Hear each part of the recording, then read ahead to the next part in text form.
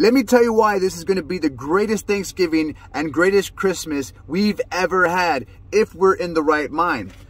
Right now, I wanted to make this video yesterday. But I got so caught up working from extremely early to extremely late, and I got home and fell asleep. Here's the video, okay? Yesterday, I woke up and I looked at the news. Every Monday, I'll go look at the news real quick to see what the next agenda is, and check this out. The news is telling everybody that if you have not yet already shopped for Christmas, then you're already too late. Ladies and gentlemen, this is a real thing. There will not be an ability for you to get your presents on time. And they're doing this intentionally because they're stripping everybody from holidays and from gatherings. And they're using they don't want gatherings. They want everybody separated from each other and distanced. That way they're not influenced by each other, but they're influenced by the mainstream media and the news as they are bewitching and casting this spell through channels, and they're programming the minds of the masses and the average person who's not filled with the Holy Ghost. I won't even use the word woke, because that word woke is being thrown around by people who are asleep. But if you are filled with the Holy Ghost and you've spoken with some tongues, if you know the power of the Holy Ghost, you should be awake enough to see the signs, to see the times. This message is not for everybody. This message is for those that have ears to hear. Ladies and gentlemen, yesterday's news also said this: American Airlines canceled 1,500 flights, and this is what the news says. Why are you canceling 1,500 flights? You know, think about it. Each plane has so many people that are on so many destinations, and 1,500 planes with so many thousands of people all were not able to travel, and there was canceled. But the news says why? Due to weather and intense winds.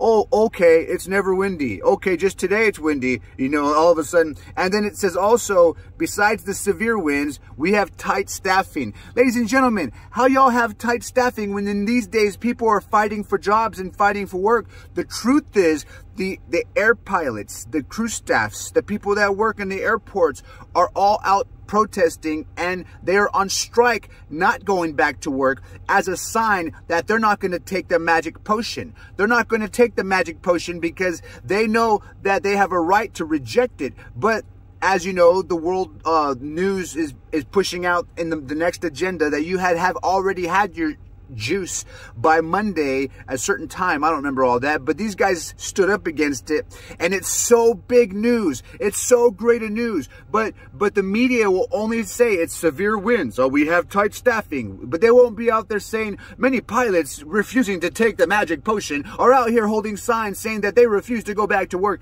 The news don't want you to know that. Guys, go watch The Hunger Games, read the book volumes and all the series, look at Divergent, look at the series of books, read through all that. You don't have to get deep into it. I don't expect anybody to, but there's a lot of type and shadows that they have introduced to our minds to allow us to already be pre-programmed for these scenarios. So that being said, ladies and gentlemen, going back to the beginning of my video, why is this going to be the greatest Thanksgiving? Why is this going to be the greatest Christmas ever? Because it's going to force and push us to gather together. I want to encourage you this Thanksgiving, gather around your family, gather around your friends. This Christmas, gather around your family, gather around your friends. Have house parties, have prayer meetings, have places where you're socially together with your loved ones, because what they want to do is strip you of the gathering and the love and the festivities that everybody celebrates when it comes to the celebration of Jesus, and also to being thankful. This is a generation that is unthankful, and it's the part of the whole pre-program. They want us to be unthankful. Everything you've seen, they've already predicted and programmed into our minds through the media. But God's about to flip this upside down to those of you that are not sleeping and you are actually awake. I want to encourage you, this Thanksgiving, this Christmas, we are not going to care about Christmas presents. That's going to be the key. You have to not care about Christmas presents. You have to care in your mind more about the love you give to people. And then if, you know, some of you base your love off of what you can purchase and give to people. And because this freedom is going to be stripped or temporarily paused because you didn't go shopping on time, you're going to feel less of a person because you're not going to have a gift. You know what? You got a gift. You got the love inside of you that God put, and you have to share that love to people and be important, not in what you can give to people, but who you can become in their lives. I'm I'm going to jump off this, but this is why we're going to have the best Thanksgiving. It's because we're going to finally, let's allow this to wake us up and not be so pampered.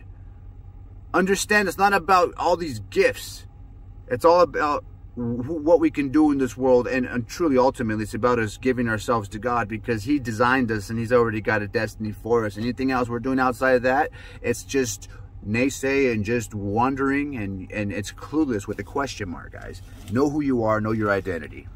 Another thing about the airports and the airlines, I just flew back and forth from Arizona to Florida last weekend, and it was the stupidest thing. Everybody had to wear the mask, and they have it playing on the speakers, you know, make sure you stay 6 feet away from one another. Make sure, you know, all that nonsense, the programming, and there's lines of people to the Panda Express. There's lines of people to the bar where people were getting beers to drink. There's lines to the little convenience shop. Everything had lines of people where people were thirsty. They had to drink water or eat food. And I sat, and there was a line for coffee. I wanted coffee.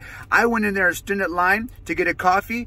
Not so much because I wanted coffee, even though I did, but so I can hold it right here, so I can take off that stupid mask. Because you know what? I walked all over the airport with no mask. And you know how I did it? Holding my coffee right in front of my face when I looked at people. Anybody want to say something to me about not wearing no mask? I'm just about to take a sip. Well, you got something to say to me? I was on guard. I was waiting for someone to say something, but no one said nothing, and nobody cared. Half the people, and you can feel in the atmosphere, they were all, everyone just does it because it's the rule. Oh man, mandated by law, and you know everyone be scared. Ooh. But then you get on the airplane, and then they have a cart. They're pushing down the aisle, and there's cookies and there's drinks, and they're like, would you like a drink? Would you like a Sprite? Would you like a Dr. Pepper? Would you like a Coke? Would you like some water? Would you like some juice? I'm over here like, I'll take some juice. I got some juice. I got a cookie. I took all that stupid mask the rubber band was hurting my ear, and I sat there and everybody had no mask, and everybody was eating their cookie, and everybody was drinking their juice, drinking their whatever they ordered. And I sat there like, how stupid is that? We just took off the mask. If I had COVID, then it's all over the airplane and everybody's gonna get it. Like you're so, but we all fall for it, right?